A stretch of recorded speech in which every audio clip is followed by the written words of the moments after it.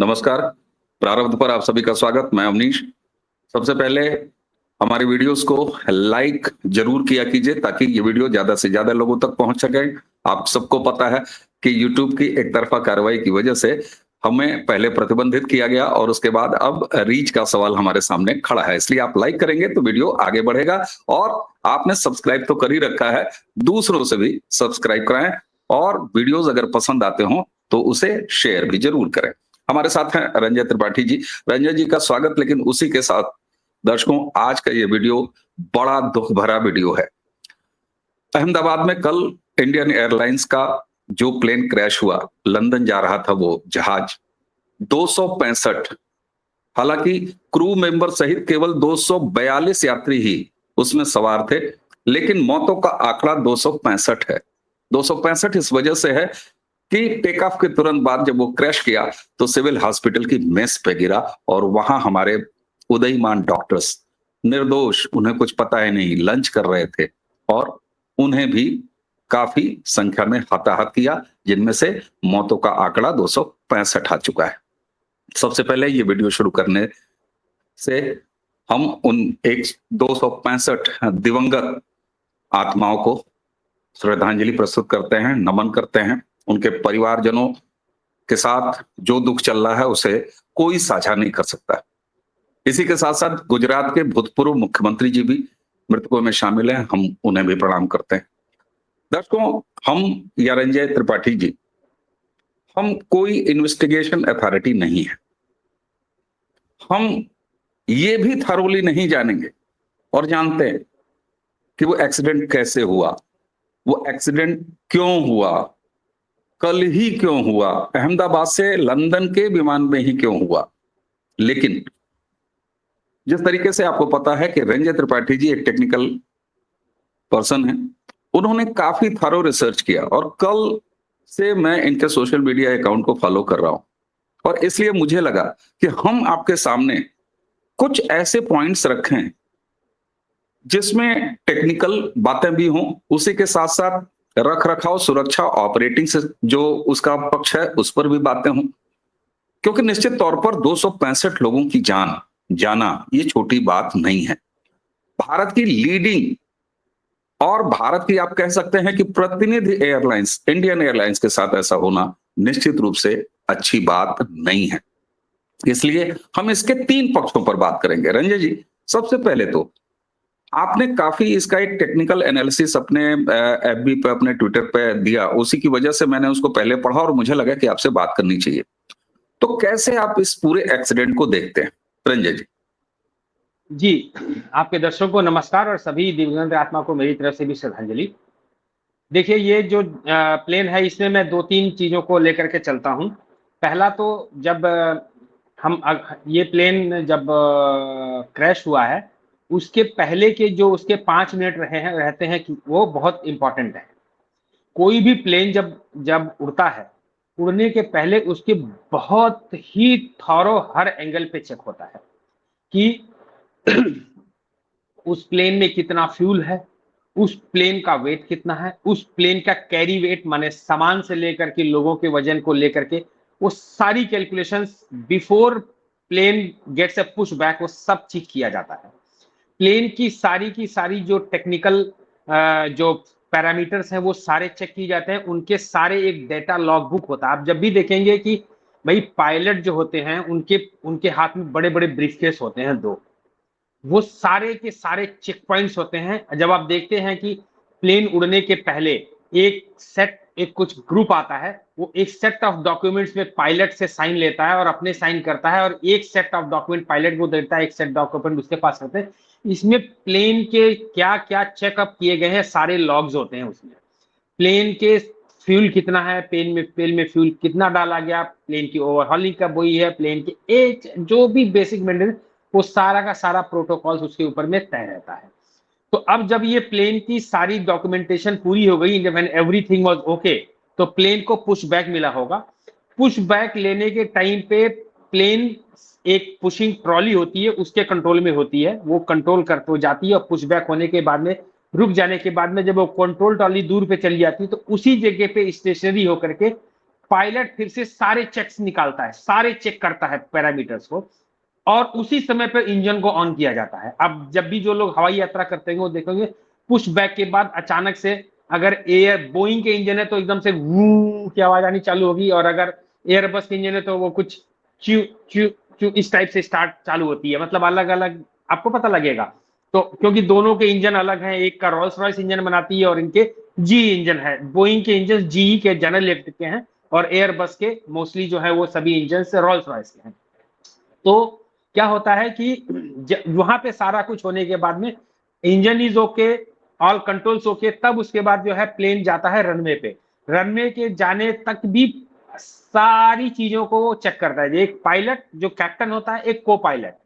अब क्या होता है, जो पायलट जो कैप्टन है, कैप्टन का काम होता है जो फ्लाइंग जो मैनुअल्स है, जो कि मेरे कुछ फ्रेंड से भी डिस्कशन करते हैं, प्लस अपनी नॉलेज के हिसाब से भी होता है कि क्या होता है, जो कैप्टन होता है वो सारी चीजें आउटसाइड अलग अलग कैमरे लगे होते हैं, उस कैमरे से आसपास के लोकेशन में कहीं कोई मिसहैपनिंग तो नहीं हो रही है, वो सारी चीजें कैप्टन देखता है।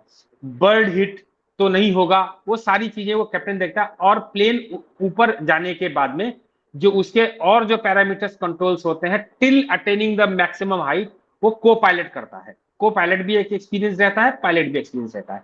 इस केस में भी जब पुश बैक से लेके रनवे आने तक और रनवे से लेकर के प्लेन को ऊपर जाने तक, मतलब फुल थ्रोटल लेने के बाद में प्लेन टेक ऑफ होने तक, किसी पायलट के मन में कोई भी संदेह नहीं रहा होगा। अगर मान लीजिए कि कोई संदेह रहा और वो संदेह फुल थ्रोटल आने के बाद में आया, तब भी it is too late, nobody can do anything. क्योंकि आप रनवे के लगभग एंड पे होते हैं, उसके कुछ मीटर पे आपका बाउंड्रीज होते हैं, यू कैनॉट डू एनीथिंग। जबकि अगर आप देखेंगे तो वहां पे होने के बाद में भी प्लेन ऊपर गया है। प्लेन 642 फीट ऊपर जाने के बाद में प्लेन ने क्रैश होना चालू किया है। तो मेरा मानना है, मेरा जो इसमें देखा गया है वो ये है कि up to 500 feet everything was fine, everything was well in control in the pilot and everything was working very fine with the plane. जो भी वहां पे प्रॉब्लम चालू हुआ है that has happened after 500 feet, क्योंकि 500 फीट पे आने के बाद में प्लेन का जो लैंडिंग गियर होता है, सबसे पहले वो अंदर लैंडिंग गियर किसको बोलते हैं, जो पीछे वाले पहिए होते हैं बड़े वाले, वो लैंडिंग गियर होता है। उस लैंडिंग गियर पहले अंदर जाता है, उसके कुछ सेकंड 2 3 या 5 सेकंड के अंदर में जो नोज गियर होता है, जो आगे वाला जो पहिया होता है, वो अंदर जाता है, वो बुलंद हो जाता है। और उसके बाद में जब एक सर्टेन फ्लाइट अटेंड हो जाता है तो आप देखते होंगे कि वो जब गियर जब अंदर जाते हैं तो धक धक की आवाज आती है। प्लेन में जो मुसाफिर ट्रेवल करते हैं उनको बड़े आराम से ये दिखता है कि धक धक की आवाज आई, वो अंदर गए हैं, वो जा। फिर उसके बाद एक हाइट पे आने के बाद में उन लोगों के एक इंजन के रगड़ की आवाज आती है। वो होता है जो प्लेन के जो विंग्स होते हैं, विंग्स के ऊपर में डबल फ्लैप्स होते हैं। एक फ्लैप होता है, 2 फ्लैप होते हैं। वो दोनों फ्लैप जब प्लेन उड़ता है तो खुले रहते हैं, और एक सर्टेन हाइट पे आने के बाद में वो फ्लैप्स बंद होते हैं। जो ये जो फ्लैप्स होते हैं, ये फ्लैप्स इसलिए होते हैं क्योंकि जब उनको लो अल्टीट्यूड हाई एयर डेंसिटी में जब उनको फ्लाई करना है तो कंडीशन अलग होती है। उस समय पे प्लेन को लो स्पीड पे रहता है, मतलब कि लगभग 300-400 की स्पीड पे जाकर के वो टेक ऑफ करेगा। और जब आप जाएंगे प्लेन, जब आप पूरा फुल स्पीड पे होता है तो 800, 900, 1000 किलोमीटर पर आवर की स्पीड रहता है। तो 300, 350 का speed it is too less for plane. उस केस में प्लेन का विंग्स को, एयर की जो डायनेमिक्स होती है उसको कंट्रोल करने के लिए विंग्स को ओपन करके रखा जाता है, और फिर विंग्स धीरे धीरे बंद होते हैं और वो ऊपर जाते हैं। अब इस प्लेन में जब कोई भी इसका वीडियो देखेगा और इसका कोई भी जब उड़ते हुए से लेकर के टेक ऑफ से करते लेकर के क्रैश तक के बीच की जो जो पीरियड है, that is between 20 to 50 seconds. वो जो सेकेंड्स का पीरियड है उसके अगर जब देखेंगे तो ध्यान देंगे कि लैंड जब वो 642 फीट पे भी है, प्लेन उतने ऊपर है, से लेकर के नीचे आने तक के बीच में इनके लैंडिंग गियर और नोज गियर बंद नहीं है, प्लेन खुले हुए थे, बिल्कुल बिल्कुल दोनों खुले हुए हैं, प्लस जो विंग्स है वो बंद है। This is catastrophe.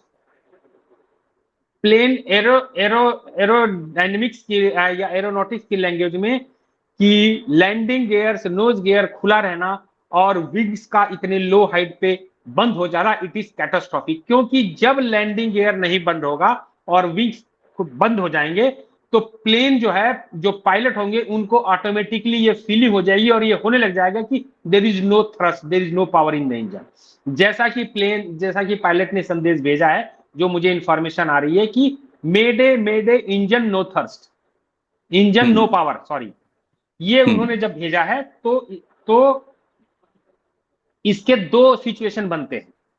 पहला सिचुएशन ये बनता है कि जब प्लेन टेक ऑफ किया है और लैंडिंग गियर जब बंद करने का समय आया है, उस समय पे पायलट को पता लगा है कि landing gear is jack, landing gear is no more working.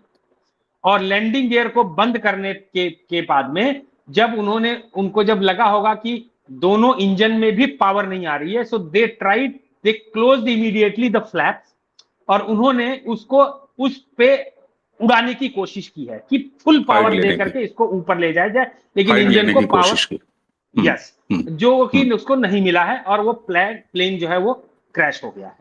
जी बिल्कुल ठीक बात है। अच्छा, एक चीज और, मलबा भी जो इसके सिविल हॉस्पिटल के ऊपर गिरा है, उस समय भी लैंडिंग गियर खुले हुए हैं। जो टेल एंड है, जो पीछे वाला है, वो लैंडिंग है। नोज का चूंकि दिखाई नहीं दिया है, वो तस्वीरें नहीं आ रही हैं। लेकिन एक चीज और, दो वीडियोस प्रोमिनेंटली इस पूरे दुर्घटना के मार्केट में टहल रहे हैं।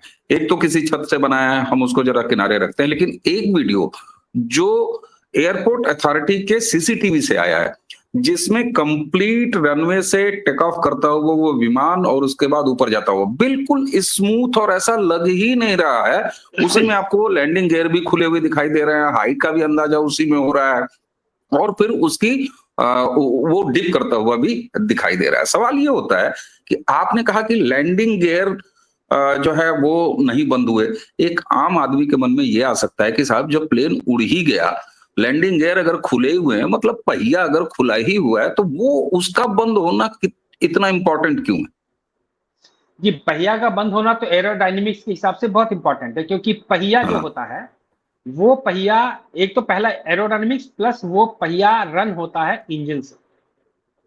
ओके, वो इंजन से रन होता है। अगर लैंडिंग गियर नहीं बंद हो रहा है, लैंडिंग गियर का कोई समस्या आ रहा है, it is highly chances that there is some problem in the engine. अच्छा, तो एक थ्योरी बहुत तेज आ रही है। हम चाहेंगे, देखिए, हमने पहले ही कहा कि हम कोई इन्वेस्टिगेटिंग अथॉरिटी नहीं है कि बैठ के एक एक चीज का हम आपको सोल्यूशन दें, लेकिन वो सारे पॉइंट हम टच करने का प्रयास करेंगे। स्मूथ टेक ऑफ होता है, वो साफ तौर पर दिखाई दे रहा है। एक स्पेसिफिक हाइट यानी 600 के लगभग जाने के बाद फिर वो no thrust no power engine की शिकायत होती है। तो शुरुआत तो अच्छी होती है। क्या वो जो फ्यूल न मिल पाने की बात आ रही है, इस पॉइंट पे कैसे कहेंगे? देखिए, इसमें दो चीजें हैं जो इसके दो तीन कारण जो है, जो कि मेरी जो टेक्निकल बुद्धि है जो काम करती है, वो जो मैं बता सकता हूं। पहला, एक तो सबसे पहला जो है, जो कि मैंने पिछले किसी एक जो है बाबा रामदास इसमें वीडियो में बताया है, कि जो मैंने एक लगाया था कि इट इज क्वाइट पॉसिबल, और यह होता रहता है, कि एक पंछियों का झुंड है जिससे दोनों इंजन हिट हुए हैं।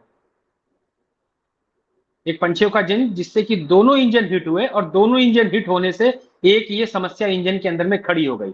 लेकिन रिपोर्ट ये भी आ गई कि मौसम क्लियर था, there was no bird hit. तो इसको साइड में हटा देते हैं, साइड में हटा देते हैं। दूसरा, ये जो प्लेन है, इस प्लेन का अभी रिसेंटली कुछ टाइम के पहले में जो है, इसका एक जिसको रिफर्बिश हुआ था, मतलब पूरी मेंटेनेंस एंड ओवरहॉलिंग हुई थी इस प्लेन की। और एक मैं इसमें और जोड़ दूं कि किसी दर्शक ने जो है ये कॉन्स्पिरेसी थ्योरी इसको थोड़ा हिट करने के लिए या उसको पकड़ने के लिए किसी एक पैसेंजर का ट्वीट लोग कर रहे हैं कि जब वो दिल्ली से चला है प्लेन तो कुछ नथिंग इज वर्किंग, वो कंप्लेन कर रहा है, देखो ये एयर एंटरटेनमेंट काम नहीं कर रहा, एसी काम नहीं कर रहा, ये नहीं कर रहा, और उसका उसने एक छोटा छोटा वीडियो करके ट्विटर पे डाला है। Bullshit, I will say this is bullshit. क्योंकि जब भी आप भी इंटरनेशनल फ्लाइट्स में चलते हैं, जाते हैं, तो ग्राउंड पे आपको इंफोटेनमेंट नहीं मिलता है, वो बंद कर दिए जाते हैं। Only it is use for the announcement by the crew and the pilot. आपको वाईफाई भी मिलता है आजकल उस प्लेन में, लेकिन वो जब आपको हाइट हो जाता है और वो वाईफाई आपको मिलेगा just to make some text. आप प्लेन में हैं, हवाई में उड़ रहे हैं, आपने वहां से अपने फैमिली को टेक्स्ट कर दिया कि I am fine flying on this height, fine. आप ना वीडियो कॉल कर सकते हैं ना व्हाट्सएप कॉल कर सकते हैं, ये सुविधा नहीं होती है, जस्ट टेक्स्ट आप कर सकते हैं। तो क्या होता है कि जब आप, और जो प्लेन में यात्रा करते हैं उन लोगों को भी ये पता है, जो रेगुलर यात्रा करते हैं उनको पता है कि जब आप प्लेन के अंदर में घुसते हैं तो प्लेन एक नॉर्मल एटमॉस्फेरिक टेम्परेचर पे रहता है। वो उस प्लेन का एयर प्रेशर कंप्रेस नहीं होता है और वो एयर कंडीशंस नहीं चल रहे होते हैं, प्लेन एक नॉर्मल टेम्परेचर पे रहता है।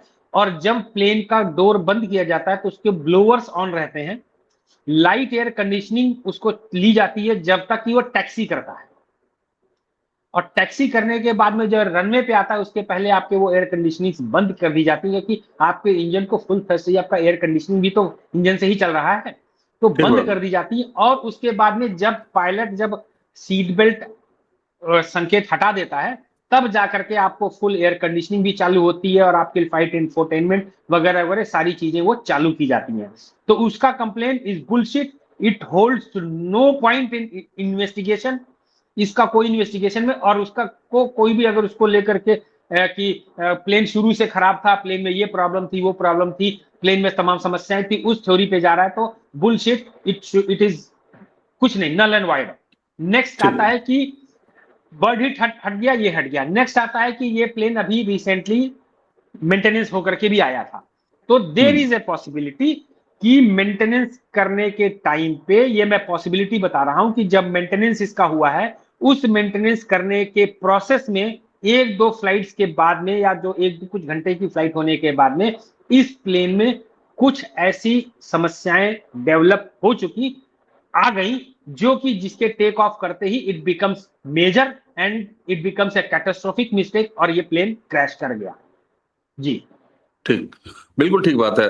अच्छा, एक थ्योरी और, क्योंकि हम अभी कम से कम मुझे जहां तक अंदाजा लग रहा है और जो भी जो फीडबैक मैं देख पा रहा हूं, तो कम से कम 4-5-6 दिन, 1 हफ्ता लग सकता है कि क्या इसकी वजह रही, ये टेक्निकल एक्सपर्ट्स इन्वेस्टिगेट करके दे देंगे।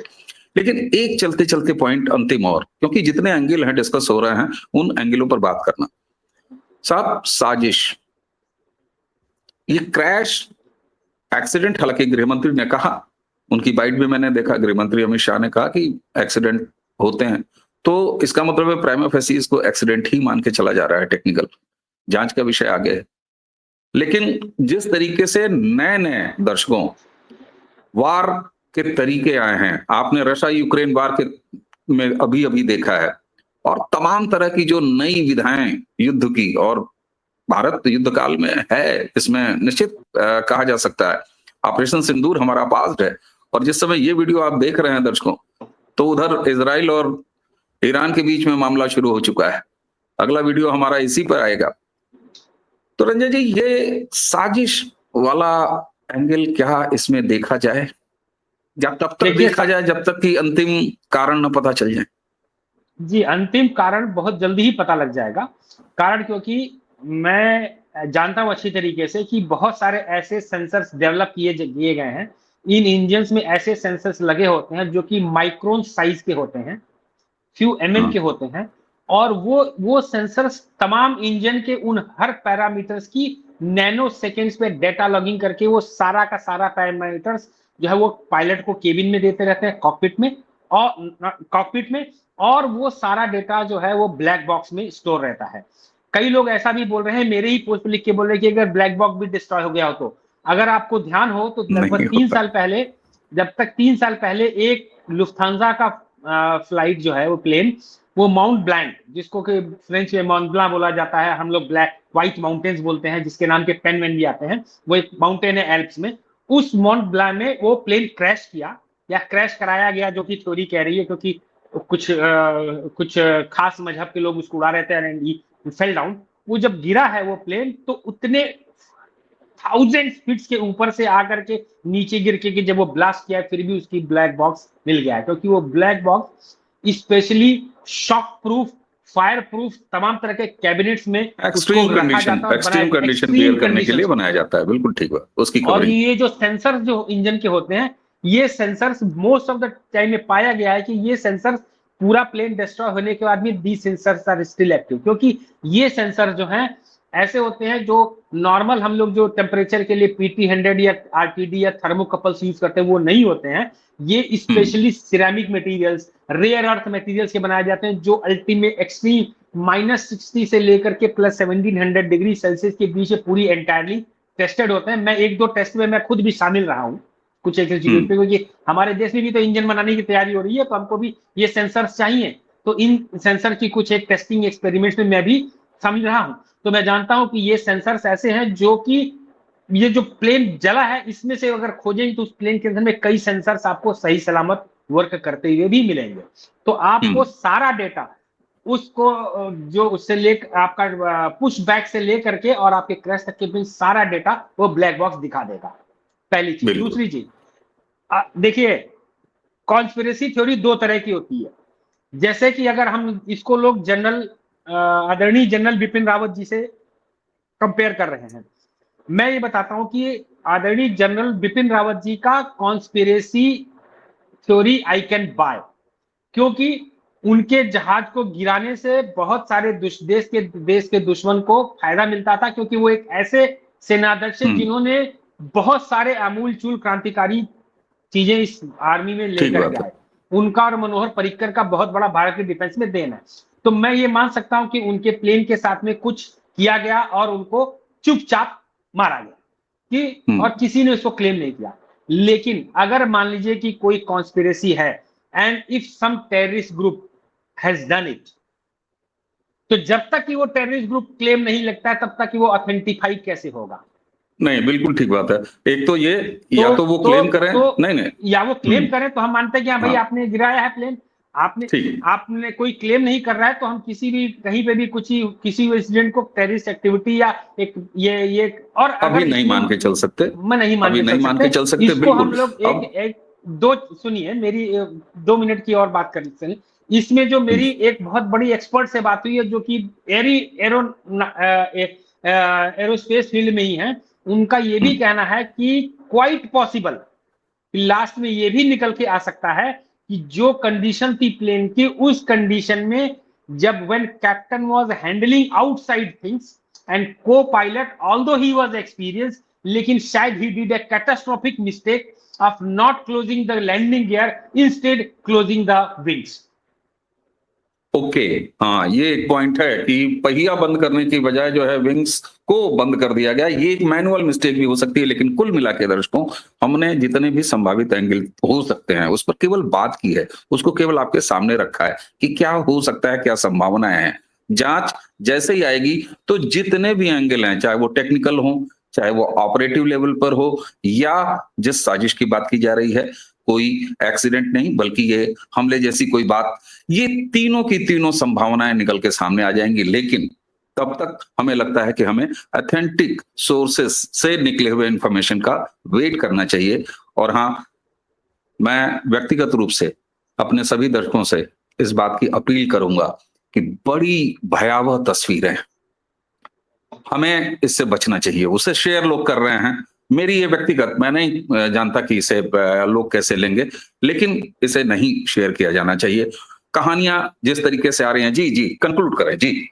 10 सेकंड में एक और बताता हूँ। एक जो थ्योरी लोग आज मैं देख रहा हूँ सुबह से लोग वर्क कर रहे हैं कि एक आदमी बच कैसे गया, मैं बोलता हूँ आप पागल हो, आपका दिमाग पागल मेरा क्यों हो सकता है? नहीं रंजय जी, सोशल मीडिया का दौर है, कौन कहां क्या लिख सकता है। मैं तो ये कहूंगा कि ईश्वर का ये वरदान भी हो सकता है कि उस एक जीवित बचे व्यक्ति से भी हमारी इन्वेस्टिगेटिंग टीम को कुछ न कुछ जरूर हासिल होगा।